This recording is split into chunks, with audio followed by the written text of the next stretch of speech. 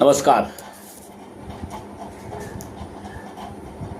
2 जानेवारी 1908 रोजी जालंधरच्या सामंती गावात क्रांतिकारक वडील लाला गुरुदास मल आणि आई मथुरा यांच्या पोटी हरकिशन सरदीजींचा म्हणजे हरकिशन तलवारजींचा जन्म झाला.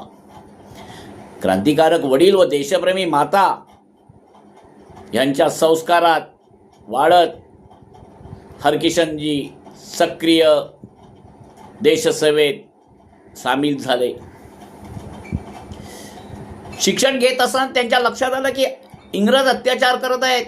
आपल्याला पारतंत्र्यात ठेवण्यासाठी इंग्रज आपल्या बांधवांना त्रास देत आहेत. त्यावेळेला पंजाबचा गव्हर्नर जोफ्रे डी मोरेसी होता.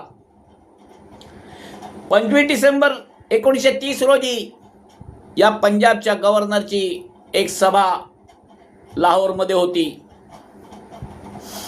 या सभेच्या दिवशी डॉक्टर राधाकृष्णन नावाचे लाहोरमधले प्रतिष्ठित तिथे प्रमुख वक्ता होते. पंजाबच्या गव्हर्नर जोफ्रे डी मोरेसीचा प्रतिशोध घेणे या विचाराने डिक्शनरीमध्ये पिस्टल लपवून तरुण हरकिशन त्या समारंभात पोचले.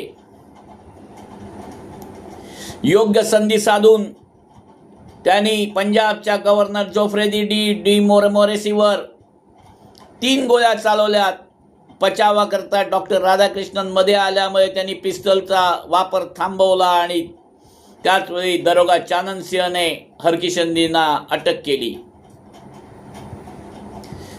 9 जून 1931 रोजी